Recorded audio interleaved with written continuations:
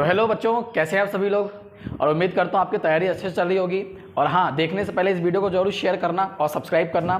पिछली क्लास में हमने क्या पढ़ा था? पिछली क्लास में मैंने इलेक्ट्रिक डायपोल बताया था मैंने आपको कि इलेक्ट्रिक डायपोल क्या होता है, इलेक्ट्रिक डायपोल मोमेंट क्या होता है। आज की क्लास में हम क्या करेंगे? निरक्षीय स्थिति का डेरिवेशन करेंगे और अक्षीय स्थिति का डेरिवेशन करेंगे।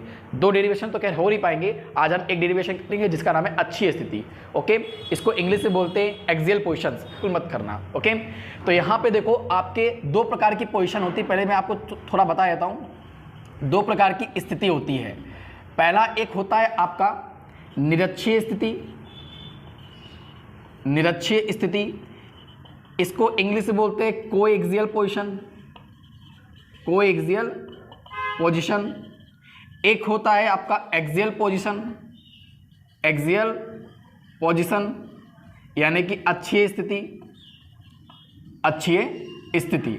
ये दो प्रकार के आपके पोजीशन होते हैं। अक्षीय स्थिति में क्या होता है कि मान लो कि एक ये नेगेटिव चार्ज और ये पॉजिटिव चार्ज, मतलब दो इलेक्ट्रिक डायपोल रहते हैं। इलेक्ट्रिकल डायपोल को बोलते हैं विद्युत द्विध्रुव।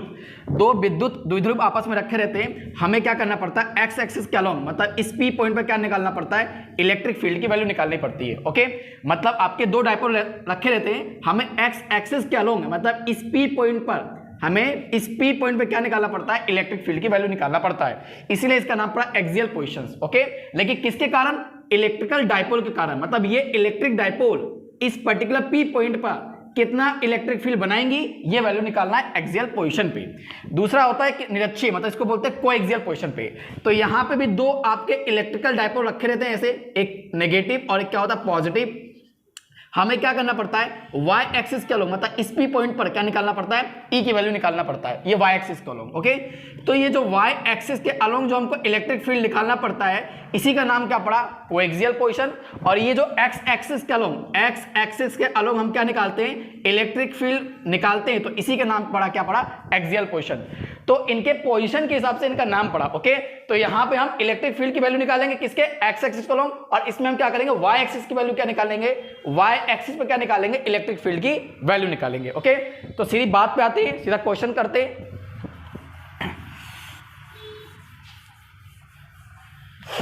तो सीधे डेरिवेशंस करते हैं हम एक्सियल पोजीशन का, एक्सियल पोजीशन का, अक्षीय स्थिति का। अब देखो, जैसे डायग्राम आप पे ध्यान देना, आपको डायग्राम पे ध्यान देना, क्योंकि डायग्राम के +1 मार्क्स आपको मिलते हैं बोर्ड के एग्जाम में। जैसे मान लो कि एक नेगेटिव चार्ज है और इसी के सामने एक पॉजिटिव चार्ज रखा हुआ है, और ये पॉइंट O है, यहां से यहां तक L, थोड़ा बड़ा बना देता हूं डायग्राम। ये एक नेगेटिव चार्ज और ये एक पॉजिटिव चार्ज, और ये O, यहां से आता डिस्टेंस L, यहां से आता डिस्टेंस L। बताओ ये क्या है? ये इलेक्ट्रिक डायपोल है। कल मैंने आपको बताया था इलेक्ट्रिक डायपोल क्या होता है, तो देख लीजिए। इलेक्ट्रिक डायपोल वो होता है जिनके जब दो अपोजिट चार्जेस के बीच की डिस्टेंस बहुत ही कम होती है, तो हम उसको क्या बोलते हैं? इलेक्ट्रिक डायपोल, यानी हिंदी में क्या बोलते हैं? विद्युत द्विध्रुव बोलते हैं। ओके, तो ये मान लो कि विद्युत द्विध्रुव रखा हुआ है, मुझे O से X डिस्टेंस पर, O से X डिस्टेंस पर, मतलब इस P पॉइंट पर मुझे क्या निकालना है? इस P पॉइंट पर मुझे E की वैल्यू निकालनी है। E यानी टोटल इलेक्ट्रिक फील्ड की वैल्यू निकालनी है। मतलब ये दोनों इलेक्ट्रिकल डायपोल इस P पॉइंट पर कितना इलेक्ट्रिक फील्ड बनाएंगे, ये मुझे क्या निकालना है? वैल्यू निकालनी है। ओके, अब आपको पता होगा ये जो पॉजिटिव जो चार्ज होता है, इससे हमेशा इलेक्ट्रिक फील्ड अपने से दूर जाती है, यानी इस प्रकार से आती है। और ये जो नेगेटिव चार्ज होता है, इससे इलेक्ट्रिक फील्ड पास में आती है, इस प्रकार से आती है। ओके, तो देखो यहाँ पे इस माइनस चार्ज को मैंने बोल दिया Q1, इस प्लस चार्ज को मैंने क्या बोल दिया? Q2 बोल दिया। ओके, अब देखो ये प्लस चार्ज है, तो इससे इलेक्ट्रिक फील्ड कैसे आएगी? ऐसे, यानी अपने से दूर, मतलब इसकी डायरेक्शन कैसी होगी? इस तरफ होगी, यानी इस P पॉइंट पर ऐसे जाएगी। तो मैंने इसको नाम क्या दे दिया? E2। अब आप पता है ये नेगेटिव चार्ज है, और नेगेटिव चार्ज से इलेक्ट्रिक फील्ड अपने पास आती है, तो इसकी डायरेक्शन कैसे बनेगी? इस प्रकार बनेगी। ओके, तो ये क्या बन गया? E1। तो ये डायरेक्शन किसकी है बेटा? E2 की, और ये डायरेक्शन किसकी है? E1 की। एक चीज और याद रखना बेटा कि E2 की वैल्यू हमेशा E1 से क्या होगी? बड़ी होगी। ये बोर्ड के एग्जाम में अधिकतर मोस्ट ऑफ दी गलत कर देते हैं, है ना बच्चे लोग। तो यहाँ पे गलत करके नहीं आना, आपको E2 का डायरेक्शन देखो, E2 का जो लेंथ होगी वो ज्यादा बड़ी करना है आपको, और जो E1 की जो लेंथ होगी उसको थोड़ा स्मॉलेस्ट करनी है, ताकि एग्जामिनर को लगे कि हाँ इस बच्चे ने E2 की वैल्यू बड़ी बताई है और E1 की वैल्यू छोटी बताई है। यहाँ पे आप मेंशन भी कर देना। ओके, और यहां से आप, ये कोई डिस्टेंस है, ये पी पॉइंट है। अब देखो ये जो E1 है, ये जो E1 इलेक्ट्रिक फील्ड है, ये किसका है? Q1 का। और ये जो E2 है, ये किसका है? Q2 का। अच्छा, E2 की वैल्यू बड़ी क्यों होगी? क्योंकि देखो E2 Q2 के क्या है? नियर बाय है, मतलब पास में। लेकिन देखो E1 जो वैल्यू है वो Q1 के क्या है? काफी दूर है। आप खुद बताओ, ये देखो E2 वैल्यू ये कहां से निकल रही है? ये प्लस Q2 चार्ज से निकल रही है। देखो यहां से यहां तक का डिस्टेंस देखो काफी क्या है? कम है। लेकिन देखो E1 और E1 की वैल्यू देखो E1 और Q1 से देखो काफी क्या है? काफी बड़ा है, यानी काफी लॉन्ग डिस्टेंस पे। तो इसीलिए पे कि जो E2 की जो वैल्यू होगी वो E1 से क्या होगी बेटा? बड़ी होगी, हमेशा बड़ी होती है, याद रखना। ये आपको मेंशन करना पड़ेगा बोर्ड के एग्जाम में ताकि आपके मार्क्स ना कटे। क्योंकि सीबीएसई में क्या होता है, आपके जो एग्जामिनर जो कॉपी जो चेक करते हैं, अगर ये मेंशन नहीं करते हो तो ना मार्क्स काट लेते हैं। इसका मतलब ये है कि आपको नॉलेज ही नहीं है कि कौन सी इलेक्ट्रिक फील्ड की वैल्यू बड़ी है, कौन सी इलेक्ट्रिक फील्ड की वैल्यू बड़ी नहीं है। तो यहाँ पे E2 की वैल्यू बड़ी होगी किससे? E1 से। ओके, अब आपको क्या निकालना है? टोटल इलेक्ट्रिक फील्ड की वैल्यू निकालनी है। तो आप क्या करोगे? बड़े में से छोटा क्या कर दोगे बेटा? माइनस कर दोगे। यानी E2 में से E1 क्या कर दोगे? माइनस कर दोगे। अब देखो बेटा, आपको E2 में से E1 को माइनस करना है, लेकिन क्या आपके पास E2 की वैल्यू है क्या बेटा? नहीं। तो आपके पास E2 की वैल्यू नहीं है, तो E2 की वैल्यू निकालो। तो देखो E2 को वैल्यू को निकालने के लिए आपको पता होगा, आपने डेरिवेशन किया होगा, इलेक्ट्रिक फील्ड का डेरिवेशन किया होगा आपने। तो E2 की जब वैल्यू निकालनी है तो उसका फॉर्मूला क्या होता है? KQ upon R square. मतलब इलेक्ट्रिक फील्ड का फॉर्मूला क्या होता है? KQ upon R square. ये आपने निकाला था। तो E2 is equal to K, मतलब क्या होता है बेटा? K मतलब होता है डाइलेक्ट्रिक कांस्टेंट, हिंदी में क्या बोलते हैं? परावैद्युतांक नियतांक। और K की वैल्यू क्या होती है? सभी की अलग होती है। एयर की अलग होगी, मीडियम की अलग होगी, मतलब K की वैल्यू क्या होगी? अलग अलग होती है। और ये क्या होता है? डाइलेक्ट्रिक कांस्टेंट होता है। ओके, तो K as it is Q। अब देखो R मतलब क्या होता है? R को बोलते हैं डिस्टेंस, मतलब दूरी। ओके, तो यहाँ पे हम देखो E2 की वैल्यू निकाल रहे हैं। किसकी वैल्यू निकाल रहे हैं? E2 की वैल्यू निकाल रहे हैं। तो E2 देखो मेरा क्या है? इस पॉइंट को आप P बोल दो, तो E2 है। तो यहां से लेकर, अब देखो E2 किससे निकल रहा है? प्लस वाले चार्ज से। किससे? प्लस वाले चार्ज से। तो मुझे डिस्टेंस क्या चाहिए? यहां से लेकर यहां तक की डिस्टेंस चाहिए। अब देखो यहां से लेकर यहां तक की डिस्टेंस क्या है बेटा? x। यहां से लेकर यहां तक की डिस्टेंस क्या है? x। तो इस x में क्या माइनस करोगे? इतना पार्ट माइनस कर दोगे l। ये l मैंने माइनस कर दिया, तो क्या निकल के आ गया? ये निकल गया, आ गया E2 की डिस्टेंस, मतलब Q2 की डिस्टेंस निकल के आ गया। तो देखो यहां से लेकर यहां तक कितना था? x। इस x में l माइनस क्या आ गया? यहां से यहां तक की क्या निकल के आ गई? डिस्टेंस निकल के आ गई। उसी प्रकार आप E1 की निकाल लो। तो E1 को देखो KQ अपॉन R स्क्वायर। तो KQ, अब देखो ये R मतलब होता है डिस्टेंस। अब डिस्टेंस कहां से कहां तक लेना है? आपको यहां से लेकर आपको यहां तक लेना है। ओके, क्योंकि देखो किसकी बात हो रही है? ये E1 की बात हो रही है। और जो E1 जो इलेक्ट्रिक फील्ड है वो किसका इलेक्ट्रिक फील्ड है? माइनस Q1 का। तो यहां से लेकर यहां तक की डिस्टेंस क्या देख रखी है बेटा? x। तो यहां पे क्या लिखो? x प्लस, अब देखो यहां से यहां तक डिस्टेंस क्या देख रखी है? l। तो यहां पे क्या लिखो? l, और इसका क्या कर दो? स्क्वायर कर दो। ओके, क्योंकि यहां पे स्क्वायर लगा तो यहां पे क्या लगा दो? स्क्वायर। तो इस प्रकार ये E1 का डिस्टेंस निकल गया, और इस प्रकार ये किसका निकल गया? E2 का डिस्टेंस निकल गया। अब आपके पास क्या है बेटा? E2 की वैल्यू भी है और E1 की वैल्यू है, तो यहां पे मेंशन कर दो। तो E2 की वैल्यू क्या है बेटा? पहले आप E1 की लिख दो। E1 की वैल्यू क्या निकाला आपने? KQ, डायरेक्ट लिख रहा हूं बेटा यहां पे, KQ x प्लस L का स्क्वायर। और E2 की वैल्यू क्या निकाला आपने? KQ x माइनस L का होल स्क्वायर। ये दोनों वैल्यू आपने निकाल लिया। अब दोनों वैल्यू को आप क्या कर दो? इक्वेशन फर्स्ट में क्या कर दो? सब्स्टिट्यूट कर दो, यानी यहां पे सब्स्टिट्यूट कर दो। ओके, तो यहां पे E2 माइनस E1, तो E2 की वैल्यू क्या है बेटा? KQ x माइनस L का होल स्क्वायर। E1 की वैल्यू बेटा क्या है? KQ x प्लस L का होल स्क्वायर। अभी आपने वैल्यू रख दिया। अब देखिए बेटा, KQ यहां भी है, KQ यहां, तो KQ क्या निकल गया? कॉमन। तो KQ क्या निकाल दिया? कॉमन। यहां से यहां भी KQ, यहां भी KQ क्या निकाल दिया? कॉमन निकाल दिया। अब देखो KQ मैंने कॉमन निकाल दिया, तो ऊपर क्या बचा? 1 अपॉन x माइनस L का होल स्क्वायर। अब यहां क्या है? माइनस है, तो यहां पे क्या लगाओगे? माइनस। अब KQ बाहर निकल, ऊपर क्या बचेगा? 1। यहां पे क्या बचेगा? x प्लस L का होल स्क्वायर। ओके, तो यहां पे देखो KQ मैंने क्या निकाल दिया बाहर, तो ऊपर क्या बचा? 1 बचा। अब इसको और सिंप्लीफाई कर लो। KQ, अब देखो बेटा ये डिनोमिनेटर है, इनका क्या कर लो? एलसीएम ले लो। तो x का इंटू x में करेंगे क्या आएगा? x square, minus plus minus, L का मल्टीप्लाई L में क्या आ गया? L स्क्वायर, और ये स्क्वायर लगा तो यहाँ पे क्या लगाओ? Square. x plus L square का इंटू किस में करो? 1 में, तो क्या आएगा? x प्लस L का whole square. Minus x minus L का होल स्क्वायर का मल्टीप्लाई 1 में करो, क्या आएगा x माइनस एल का होल स्क्वायर, ब्रैकेट क्या कर दो क्लोज्ड। अब आपको पता है यहाँ पे क्या लग रहा है, यहाँ पे फॉर्मूला लग रहा है, तो यहाँ पे फॉर्मूला लगा दो। कहाँ पे, देखो यहाँ पे न्यूमरेटर में, यानी यहाँ पे क्या लग रहा है a प्लस बी का होल स्क्वायर, यहाँ पे क्या लग रहा है a माइनस बी का होल स्क्वायर, यहाँ पे फॉर्मूला लग रहा है तो फॉर्मूला लगा दो। तो फॉर्मूला आपको पता होगा, आपने बच्चों में पढ़ा होगा, a प्लस बी का होल का फॉर्मूला क्या होता है, a square plus B square plus 2ab। अगर यहाँ माइनस होगा तो यहाँ पे क्या लगाओगे, माइनस लगाओगे। तो यहाँ पे फॉर्मूला अप्लाई कर दो, देखो a square plus B square plus 2ab, और यहाँ भी देखो मैंने फॉर्मूला अप्लाई कर दिया, a square plus B square minus 2ab, ये फॉर्मूला मैंने अप्लाई कर दिया। अब डिनोमिनेटर में जो लिखा है उसको एज इट इज लिख दो, उसको कुछ भी नहीं करना आपको, वैसा का वैसे ही लिख दो। ओके, तो ये आपने कॉपी कर दिया। तो देखिए बड़ी आसानी से आपने क्या कर दिया, इसको सिंप्लीफाई कर लिया। अब इसको और सिंप्लीफाई कर दो, यानी अब देखो ये ब्रैकेट लगा, तो ब्रैकेट को क्या कर दो बेटा, आप ओपन कर दो। तो यहां पे देखो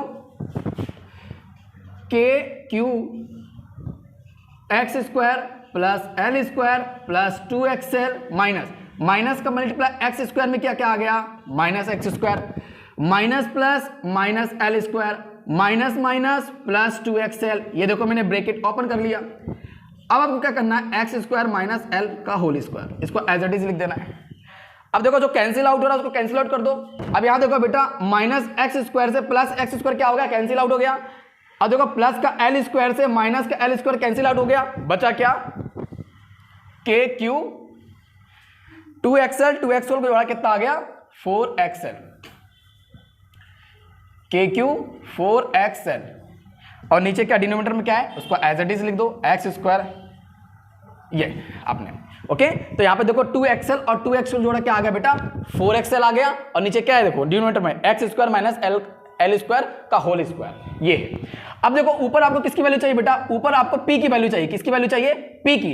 अब देखो यहां से आपको किसकी वैल्यू चाहिए, p की। अब p बताया था मैंने क्या होता है, p मतलब होता है इलेक्ट्रिक डाइपोल मोमेंट, यानी विद्युत द्विध्रुव आघूर्ण। आपको मैंने कल की क्लास में आपको बताया था p इजिकल टू क्या होता है, q इंटू 2l।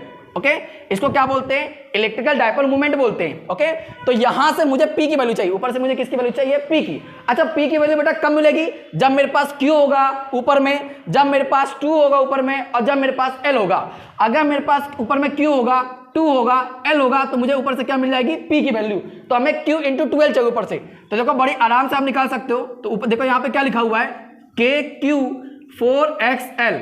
तो देखो बेटा इस 4 से मैंने क्या निकाल लिया, 2 बाहर, ये k मेरे कोई काम का नहीं, इसको बाहर कर दिया। उसके बाद देखो ये x भी मेरे कोई काम का नहीं, इसको मैंने बाहर कर दिया। तो अब देखो 4 से मैंने 2 बाहर निकाला था, देखो 2 रह गया अंदर, तो यहाँ पे क्या रह गया q, और ये 4 से 2 बाहर निकाला तो यहाँ पे क्या बच गया 2, और ये वाला l। तो देखो यहाँ से क्या निकल गया q2l, और q2l किसके बराबर होता है बेटा, p के बराबर होगा। तो यहाँ से ऊपर से मुझे क्या मिल गया, p मिल गया। ओके, तो यहाँ ऊपर वाले को और थोड़ा सिंप्लीफाई कर लो, तो यहाँ पे क्या आ जाएगा 2kx q2l, और जो डिनोमिनेटर में लिखा है उसको एज इट इज लिख दो। अब देखो 2kx q2l किसके बराबर होता है बेटा, p के। तो इसकी जगह पे क्या लिखोगे, p, और नीचे क्या लिखा है, x square minus L square का होल स्क्वायर, ये आपका लिखा हुआ है। अब इसको और सिंप्लीफाई कर दो, कैसे करोगे देखो। अब आपको पता है बेटा कि ये जो o से लेकर x डिस्टेंस, ये x डिस्टेंस क्या होगी, ज्यादा होगी किससे, l से।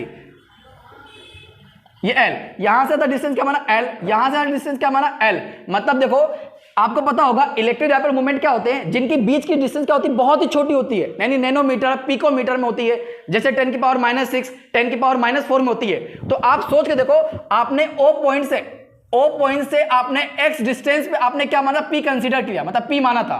ओके, तो x के सामने p क्या लगेगा, काफी छोटा लगेगा, यानी l को आप क्या मान लोगे, नेग्लिजिबल मान लोगे। ओके, तो जहां जहां l होगा वहां क्या कर दोगे आप लोग, 0 कर दोगे। ऐसा क्यों, क्योंकि x की डिस्टेंस क्या होती है ज्यादा, l की डिस्टेंस क्या होती है कम, मतलब x के सामने l क्या होगा, छोटा सा नजर आएगा, मतलब बच्चा सा नजर आएगा। ओके, तो यहाँ पे देखो x की डिस्टेंस इतनी बड़ी, l की डिस्टेंस इतनी बड़ी, तो कौन बड़ा बेटा, कौन बड़ा, x बड़ा। तो यहाँ पे लिख दोगे, रीजन कर दोगे कि x क्या होगा, l से क्या होगा, बड़ा होगा, मतलब जब x के सामने l क्या होगा, बच्चा होगा, तो जहां l होगा वहां क्या हो जाएगा 0। तो 2kxp, यहां पे देखो X square as it is, l मेरा क्या हो जाएगा 0, तो यहां पे क्या कर दो 0। तो इसको और थोड़ा सिंपल कर लो, 2kxp x 2 2 जा कितना होगा 4। अब देखो नीचे कितना है 4x है, ऊपर क्या है x, एक x, तो देखो कैंसिल हो गया, आया कितना हमारे, तो नीचे कितना था 4x था, ऊपर क्या था 1x था, कैंसिल आउट हो गया, तो आया कितना ई टोटल मेरे पास आया जो फाइनल वैल्यू निकल के वो 2kp/x3। ये क्या आ गई, टोटल इलेक्ट्रिक फील्ड की वैल्यू आ गई किस पॉइंट पर, P पॉइंट पर निकल के आ गई।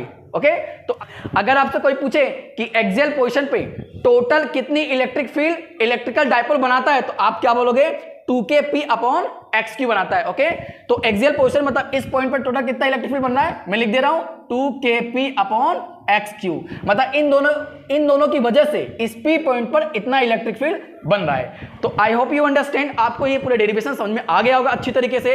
अब नेक्स्ट क्लास में हम क्या करेंगे, निरक्षीय स्थिति का यानी कोएक्सियल का डेरिवेशन करेंगे, और वीडियो में मैं आपको निरक्षीय स्थिति का डेरिवेशन कराऊंगा। और निरक्षीय स्थिति डेरिवेशन करने से पहले ये देखो, आपके दो एग्जाम में, आपके बोर्ड के एग्जाम में दो डेरिवेशन आते हैं, एक तो निरक्षीय स्थिति का और एक अक्षीय स्थिति का। तो इन्हीं को अच्छे तरीके से कर लेना है, क्योंकि इस बार आपके 2023 के बोर्ड के एग्जाम में ये दो डेरिवेशन में कोई एक डेरिवेशन आने वाला है। तो प्लीज इसको इग्नोर बिल्कुल मत कीजिएगा, जो मैं यहाँ बता रहा हूँ तो आप पेन और कॉपी लेके बैठना और कॉपी करते जाना आप लोग, ठीक है। तो आज देखेंगे इक्वाटोरियल पोजीशन, जिसको बोलते हैं निरक्षीय स्थिति का डेरिवेशन बोलते हैं। ओके, तो देखो ज्यादा बड़ा डेरिवेशन नहीं है, बस आप इसको 2 से 3 बार वीडियोस को देखना, आराम से ऑटोमेटिक आपको बनने लगेगा। जैसे कि देखो कि अगर अच्छे स्थिति में, जब हम अच्छे स्थिति का डेरिवेशन करते थे या आपने किया था, यानी इसको बोलते हैं एक्सियल पोजीशन का, जब आपने एक्सियल पोजीशन का बेटा आपने डेरिवेशन किया था, तो यहां पे आपके पास दो इलेक्ट्रिक डाइपोल होती थी, जिसको बोलते हैं हिंदी में विद्युत द्विध्रुव। तो एक नेगेटिव और एक क्या होता है पॉजिटिव चार्ज जैसे रखे रहते हैं।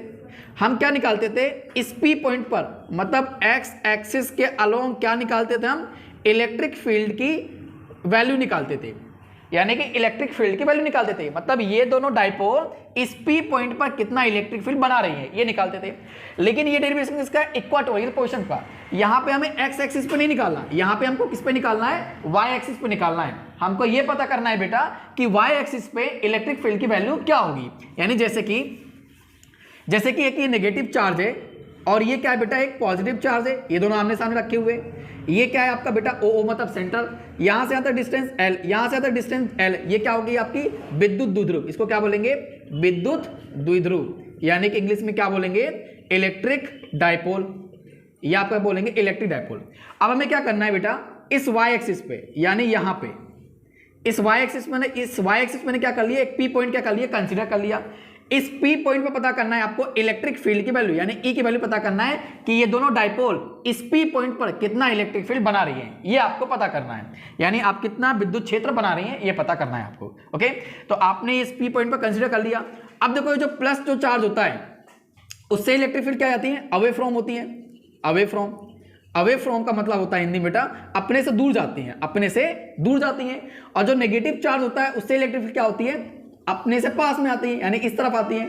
तो नेगेटिव चार्ज की डायरेक्शन ऐसी होती है और जो पॉजिटिव चार्ज की डायरेक्शन कैसी होती है, अवे फ्रॉम। इसको बोलते हैं टुगेदर और इसको क्या बोलते हैं, अवे बोलते हैं।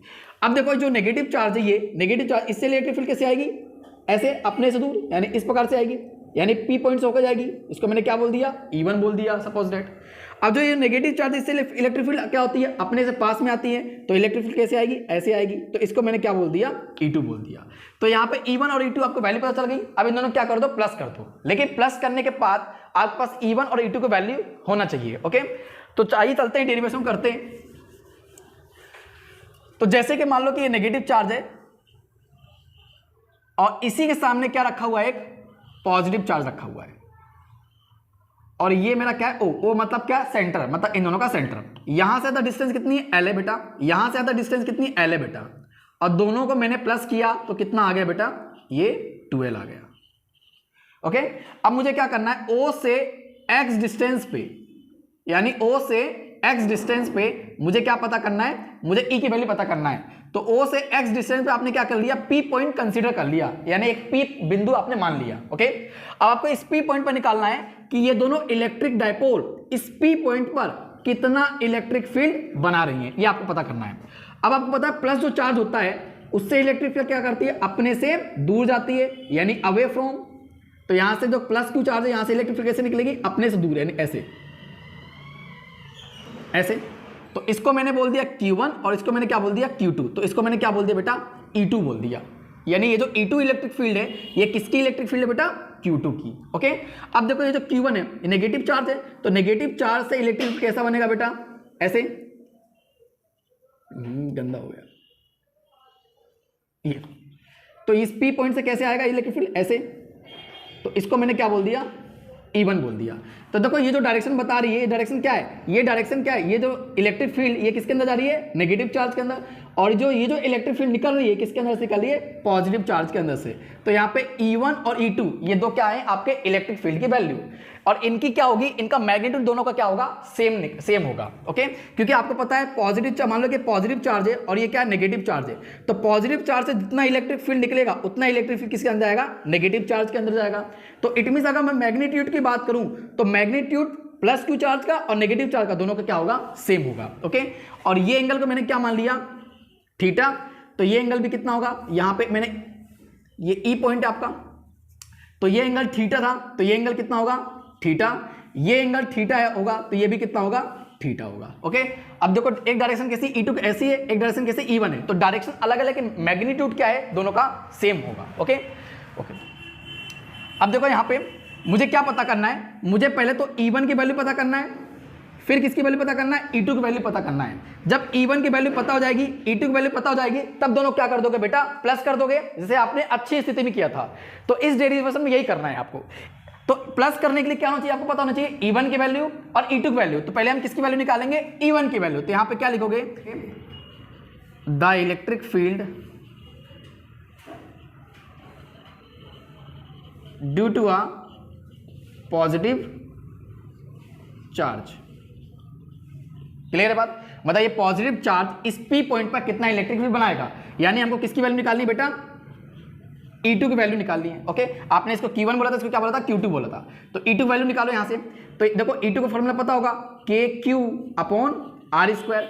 K क्या होता है बेटा? K होता है डाइलेक्ट्रिक कांस्टेंट, यानी कि परावैद्युतांक नियतांक, और इसकी वैल्यू क्या होती है? 1/4πε0 होती है। ओके, तो यहां पे देखो E2 = K की वैल्यू क्या होती है? 1/4πε0 और Q, और देखो यहां पे R क्या है आपका बेटा? डिस्टेंस है। तो यहां पे R की वैल्यू आपको पता होना चाहिए। तो R क्या लेंगे? देखो R, तो ये देखो वैल्यू किसकी निकाल रहे? E2 की। तो यहां से आपको बेटा ये E2 जो इलेक्ट्रिक फील्ड है किसका इलेक्ट्रिक फील्ड है? Q2 का। तो आपको यहां से लेकर यहां तक डिस्टेंस निकालनी है। तो इसको मैंने बोल दिया A, इसको मैंने बोल दिया P, और ये कौन सा पॉइंट है बेटा? P। इसको मैंने बोल दिया A, इसको मैंने बोल दिया B, और ये पॉइंट कौन सा है? P पॉइंट है। तो आपको देखो डिस्टेंस निकालना है। डिस्टेंस कहां से? यहां से लेकर यहां तक की डिस्टेंस निकालनी है। तो यहां पे क्या देखो B, और यहां पे क्या है? P। तो यहां पे R की वैल्यू क्या आ जाएगी? BP, और ये स्क्वायर लगा तो यहां पे क्या लगाओगे? स्क्वायर लगाओगे। क्लियर है बात? आपने क्या निकाल दिया? डिस्टेंस निकाल दिया। कहां से? Q2 से लेकर P तक की, इनके बीच की क्या निकाल दिया आपने? डिस्टेंस निकाल दिया। ओके, अब देखो आपको BP की वैल्यू चाहिए। किसकी वैल्यू चाहिए? BP स्क्वायर की, मतलब यहां से लेकर यहां तक की आपको वैल्यू चाहिए, यानी डिस्टेंस चाहिए आपको। तो यहां पे देखो बेटा, एक ये आपका क्या है? दो ट्राइंगल है। देखो एक ये ट्राइंगल बेटा, एक ये ट्राइंगल, दो ट्राइंगल है। तो यहां पे देखो एक ट्राइंगल ये है आपका, तो मैं थोड़ा बना दे रहा हूं आपके। ये मान लो कि एक ट्राइंगल है। ये कौन सा पॉइंट है बेटा? B। ये कौन सा पॉइंट है? O। ये कौन सा पॉइंट है? P। तो यहां पे देखो पाइथागोरस थ्योरम से आप क्या निकाल सकते हो? BP की वैल्यू निकाल सकते हो। कैसे? यहां पे देखो पाइथागोरस थ्योरम से कैसे निकाल सकते हो? ये मान लो कि ट्राइंगल है। कौन सा ट्राइंगल है? ये ट्राइंगल है आपको।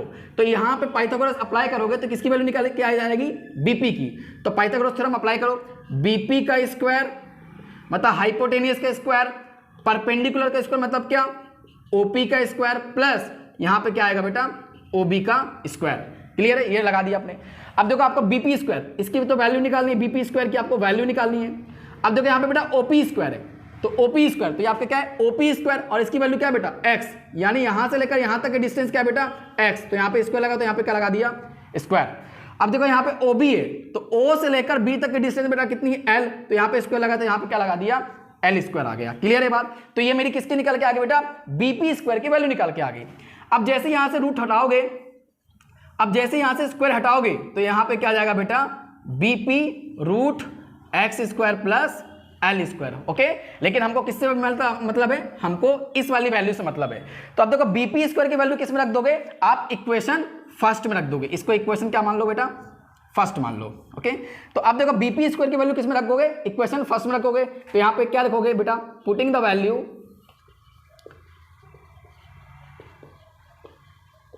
BP from equation first, Hindi में क्या लिखोगे, बीपी स्क्वायर का मान समीकरण 1 में रखने पर, ये जैसा मैं लिख रहा हूं आप लोग वैसे ही लिखोगे, बोर्ड के एग्जाम में वैसे ही करके आओगे। तो आप देखो बीपी स्क्वायर की वैल्यू कितनी आ गई, x square plus L square, तो आप इसकी वैल्यू किस में रखोगे, इसमें रख दोगे।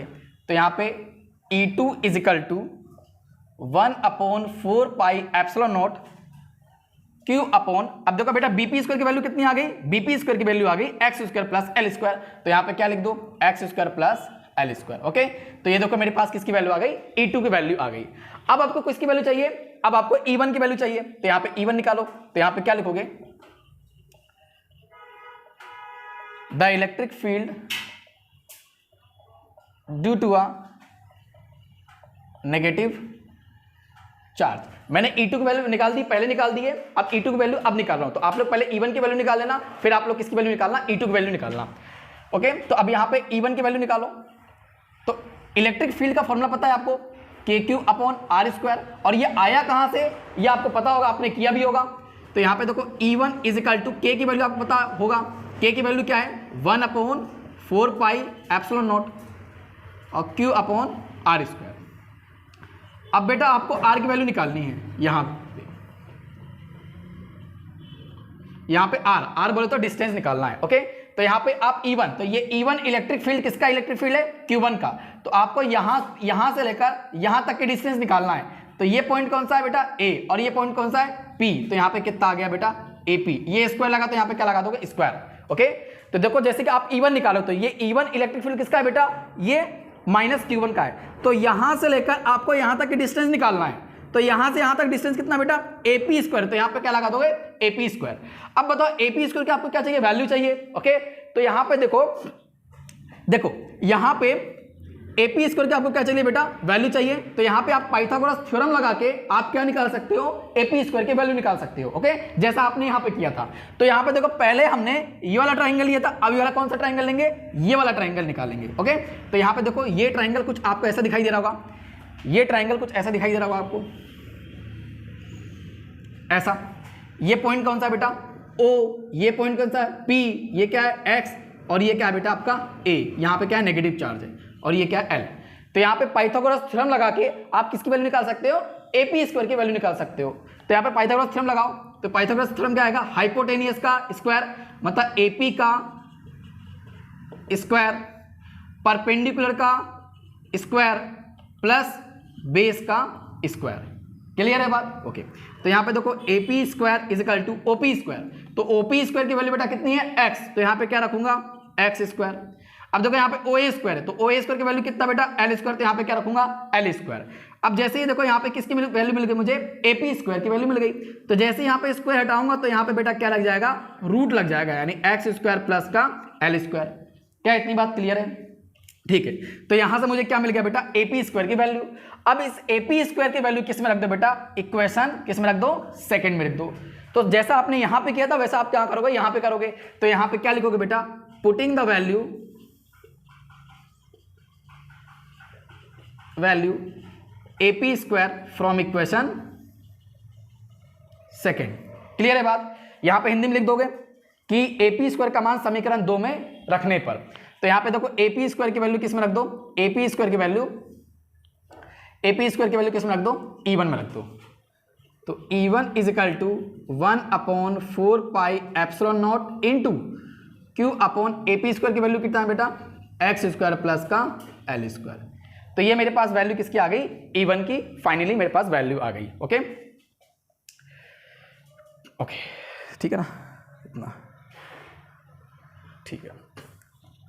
तो अभी ये मेरे पास क्या फाइनली क्या आ गया, मेरे पास वैल्यू आ गई। तो आपके पास देखो E2 भी है, आपके पास E1 भी, मतलब E1 भी और E2 भी है। अब आपको क्या करना है, दोनों को प्लस करना है। जब दोनों को प्लस करोगे तो आपके पास क्या आएगा, टोटल इलेक्ट्रिक फील्ड की वैल्यू आएगी। जैसे यहाँ पे देखो बेटा, ये आपका क्या है E2 और ये आपको E1 है। अब इन दोनों को जैसे मान लो कि इन दोनों को प्लस करोगे तो आपके पास क्या जाएगा, E की वैल्यू, मतलब ये वाली वैल्यू आ जाएगी। ओके, तो आपने क्या किया, देखो देखो हमने प्लस क्यों किया, बात ये आती है कि हमने प्लस क्यों किया सर। प्लस बेटा हमने इसलिए किया क्योंकि जब तक आप E1 और E2 को प्लस नहीं करते हो, जब तक आपको टोटल इलेक्ट्रिक फील्ड की वैल्यू कैसे पता होगी, पता चलेगा क्या, नहीं पता चलेगा।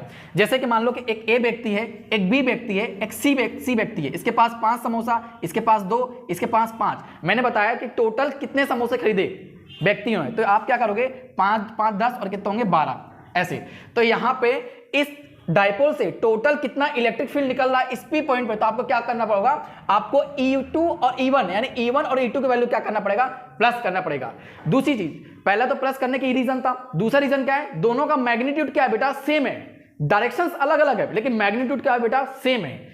तो इट मींस देखो बेटा जो E1 की वैल्यू क्या निकली थी, देखो E2 की वैल्यू देखो E2 की वैल्यू इतनी निकली थी, E2 की वैल्यू क्या निकली थी, देखो E2 की वैल्यू इतनी निकली थी, लेकिन वही चीज देखो E1 की वैल्यू क्या निकली, इतनी निकली है, यानी कि E1 और E2 का वैल्यू क्या है, दोनों सेम है। आप खुद देखो बेटा 1/4πε0 1/4πε0 q/x² plus a square x² plus x², मतलब डिस्टेंस भी देखो बेटा सेम है, डिस्टेंस भी क्या होगा, सेम। देखो ना E2 की वैल्यू जो निकली बेटा, ये जो E2 की वैल्यू निकली है, ये E1 की वैल्यू क्या है, बराबर है, मतलब दोनों का क्या है, दोनों का मैग्नीट्यूड क्या है बेटा, सेम। और मैग्नीट्यूड सेम होगा तो दोनों को क्या कर देंगे बेटा, प्लस कर देंगे। तो यहां पे हम लिख देंगे बेटा therefore E1 and E2 equal and magnitude same, magnitude same. अतः E1 और E2 का मान बराबर होगा, E1 और E2 का परिमाण अतः E1 और E2 का परिमाण बराबर होगा। क्लियर है बात। तो यहाँ पे लिख दो 1 cos theta is equal to E2 cos theta. अब बोलोगे सर cos थीटा कहाँ से आ गया, तो ये जो E2 जा रहा है इसको क्या बोलूँगा बेटा, ये जो E2 cos थीटा, और ये क्या होगा बेटा, ये जो E1 cos, यहाँ से ये जो E1 आ रहा है इसको मैं क्या बोलूँगा, E1 cos थीटा, और ये आपका साइन थीटा होता है, लेकिन साइन थीटा क्या हो जाता है, कट जा रहा है। इतना मैं आपको डीप में लेके आ रहा हूँ तो आप कन्फ्यूज आओगे। देखो बेटा ये एक मान लो कि क्या है, E2 है, ये क्या है बेटा, ये E1 है, ओके। तो इसको मैंने बोल दिया E2 cos थीटा, और इसको मैंने क्या बोल दिया, E1 cos थीटा। क्लियर है बात। तो देखो E2 cos theta E1 cos theta दोनों को मैंने क्या कर दिया, प्लस कर दिया। क्यों, क्योंकि दोनों मैग्नीट्यूड है बेटा, मैग्नीट्यूड है, तो दोनों क्या कर दिया, मैंने प्लस कर दिया। तो यहाँ पे मुझे जब मैंने दोनों को प्लस किया तो मेरे पास किसकी वैल्यू आ गई, टोटल इलेक्ट्रिक फील्ड की वैल्यू आ गई। तो मैंने क्या किया, E1 cos theta plus E2 cos theta को क्या कर दिया, प्लस कर दिया। लेकिन देखो मैंने क्या बताया, E1 cos थीटा का जो मैग्नीट्यूड होगा वो E2 cos थीटा के क्या होगा, बराबर होगा। तो यहाँ पे मैं रीजन दे देता हूँ, तो जो E1 की जो वैल्यू होगी वो किसके बराबर होगी, E2 के बराबर होगी। तो यहाँ पे देखो E इज इक्वल टू यहाँ पे क्या लिख दिया बेटा, E1 cos theta plus E2, देखो E2 की वैल्यू किसके बराबर होगी, E2 की वैल्यू E1 के बराबर होगी। तो यहाँ पे E2 जगह मैंने क्या लिख दिया, E1 cos थीटा, ताकि दोनों का मैं क्या कर पाऊँ, प्लस कर पाऊँ। तो यहाँ पे E is equal to E1 cos theta, E1 cos theta जोड़ा कितना आ गया बेटा, 2E1 cos थीटा। अब यहाँ पे वैल्यू सब्स्टिट्यूट कर दो, 2 एज इट इज। E1 की वैल्यू बेटा कितनी है बताओ, यहाँ से देख के E1 की वैल्यू बेटा इतनी है, ये आपने E1 की वैल्यू निकाला था यहाँ पे, ये वैल्यू किसकी है, E1 की। तो E1 की वैल्यू क्या है, 1/4πε0 q/x² प्लस का L²। क्लियर है बात, ठीक है। अब देखो यहाँ पे क्या है बेटा, cos थीटा, तो यहाँ पे क्या लिखो, cos थीटा। अब आपको किसकी वैल्यू चाहिए बेटा, cos थीटा की वैल्यू चाहिए, ओके। क्योंकि देखो यहाँ पे cos थीटा की वैल्यू चाहिए आपको रखने के लिए, तो cos थीटा के यहाँ पे वैल्यू चाहिए। तो cos थीटा की वैल्यू कैसे निकालोगे, आपको पता होगा, आपने बचपन पढ़ा होगा, लाल बटे कक्का यानी पंडित बद्री प्रसाद हर हर बोले, ओके। तो cos थीटा क्या होता है आपका, बेस अपॉन हाइपोटेनियस यानी आधार बटे कर्ण। तो अब इस डायग्राम को देख के मुझे बताओ बेस की वैल्यू क्या आएगी बेटा। यहाँ पे देखो दो ट्राइंगल है, पहला ये सेकंड ये, तो आप बताओ बेस की वैल्यू, या तो आप फर्स्ट वाले को कंसीडर कर लो या तो आप सेकंड वाले को कंसीडर कर लो। तो इस डायग्राम से देख के बताओ बेस की वैल्यू क्या होगी। तो देखो यहाँ से जो बेस की वैल्यू होगी वो क्या होगी बेटा, OA। तो यहाँ पे क्या लिखोगे, OA। अब देखो यहाँ पे हाइपोटेनियस, तो हाइपोटेनियस क्या कहलाएगा बेटा, ये आपका क्या कहलाएगा, हाइपोटेनियस। तो हाइपोटेनियस क्या है, AP। यहाँ पे क्या है, AP। तो यहाँ पे क्या लिखोगे बेटा, AP। तो अब यहाँ पे क्या आएगा, AP, ओके। अब देखो यहाँ पे OA की वैल्यू चाहिए और आपको AP की वैल्यू चाहिए। तो यहाँ पे देखो OA की वैल्यू क्या है, इस डायग्राम को देख बताओ OA की वैल्यू क्या है। देखो O से लेकर A तक की डिस्टेंस बेटा कितने L, तो यहाँ पे क्या आएगा, यहाँ पे L आएगा। अब देखो यहाँ पे AP है तो AP, अब देखो यहाँ पे AP की वैल्यू हमने कहीं निकाला था, हाँ यस, यहाँ पे देखो AP की वैल्यू निकाला था। तो यहाँ पे देखो AP की वैल्यू क्या रख दोगे, इसमें पुट कर दोगे। तो AP की वैल्यू आपने क्या निकाला था, root x square plus L square. तो यहाँ पे क्या लिखोगे बेटा, L upon root x square plus का एल स्क्वायर। क्लियर है बात। अब देखो ये किसकी वैल्यू आ गई बेटा, कॉस थीटा की वैल्यू आ गई। अब क्या करोगे, कॉस थीटा की वैल्यू क्या रख दोगे, इक्वेशन किस में रख दोगे बेटा, थर्ड में रख दोगे। ओके, यानी इसकी वैल्यू किस में रख दोगे, इसमें रख दोगे।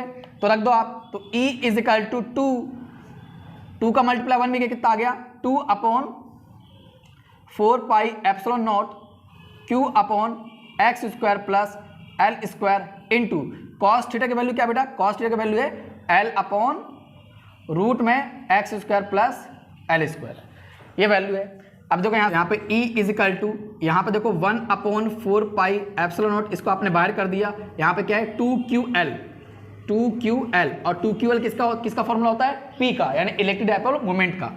अब देखो इसका मल्टीप्लाई इसके साथ करोगे तो बेटा क्या आएगा, x square plus L square और 3/2। मैंने इसका मल्टीप्लाई इसके साथ किया तो क्या आ गया, ये आ गया। अब आपको पता है 2QL क्या होता है, 2QL P का फॉर्मूला होता है, P बोले तो इलेक्ट्रिक डाइपोल मोमेंट यानी विद्युत द्विध्रुव आघूर्ण। तो यहाँ पे P इज इक्वल टू क्या आ गया, 2QL। तो इस ऊपर से मुझे क्या मिल गया, ऊपर से मुझे P की वैल्यू मिल गई। तो यहाँ पे E is equal to 1 upon 4 pi, तो ऊपर से मुझे क्या मिल गया, P upon X square plus L square 3/2, ये वैल्यू आ गई। ओके, अब देखो यहाँ पे क्या है बेटा, L की डिस्टेंस क्या है, छोटा है, और X की डिस्टेंस क्या है, बड़ा है। तो यहाँ पे देखो बेटा, यहाँ पे L की डिस्टेंस क्या है, बहुत छोटा, यानी नैनोमीटर पिकोमीटर में, लेकिन X की डिस्टेंस क्या है, ज्यादा। तो X के सामने L क्या लगेगा, बच्चा लगेगा। तो L को हम क्या मान लेंगे, नेग्लिजिबल मान लेंगे। क्या मान लेंगे, नेग्लिजिबल। और जहां जहां L होगा वहां क्या मान लेंगे, 0। तो यहाँ पे रीजन दे देंगे कि जो X की वैल्यू होती है वो L से क्या होती है, बहुत ज्यादा होती है, इसलिए L की वैल्यू क्या हो जाएगी बेटा, नेग्लिजिबल। और जहां जहां L होगा वहां क्या मान लोगे, 0। तो फाइनली आपके पास वैल्यू क्या आ गई, E is equal to 1 upon 4 pi epsilon naught P upon X square plus L क्या हो जाएगा बेटा, 0, और यहाँ पे क्या आएगा 3/2। अब फाइनली मेरे पास वैल्यू क्या आ गई, E is equal to 1 upon 4 pi epsilon naught P upon, ये तो मेरे पास 0 हो गया, तो यहाँ पे देखो एक्स स्क्वायर है, ये 2 है, तो 2 से 2 कैंसिल हो गया, तो बचा क्या बेटा, एक्स क्यू। तो ये मेरे पास फाइनल वैल्यू क्या आ गई, E is equal to 1 upon 4 pi epsilon naught P upon X Q. Okay, ये टोटल इलेक्ट्रिक फील्ड की क्या आ गई, वैल्यू आ गई, किस पॉइंट पर, P पॉइंट पर। ओके, तो इस P पॉइंट पर टोटल इलेक्ट्रिक फील्ड क्या निकल के आ गई, 1 upon 4 pi epsilon naught P upon X Q, इतनी निकल के आ गई वैल्यू। क्लियर है बात, तो बन जाएगा डेरिवेशन। तो आपको ये डेरिवेशन को बहुत अच्छी तरीके से प्रैक्टिस करना है, और इससे पहले जो डेरिवेशन करवाया था अच्छी स्थिति का, इसको भी आपको अच्छे से तरीके से प्रैक्टिस करना है। अगर आपको नहीं समझ में आए डेरिवेशंस तो कोई दिक्कत नहीं, आपको मेरी वीडियोस को 2 से 3 बार अगर आप वॉच करोगे तो आपको इजीली समझ में आ जाएगा। इतना बड़ा डेरिवेशंस नहीं है, और अगर आपने मेरी वीडियोस को कंटिन्यूटी अगर आपने फॉलो किया है तो आप यकीन मानिए आपके बोर्ड के एग्जाम में 95+ आ ही जाएंगे ईजिली। लेकिन जैसा जैसा मैं आपको करवाता हूँ वैसा वैसा। और हाँ, वीडियो को लाइक और शेयर जरूर करना है। Okay, thank you.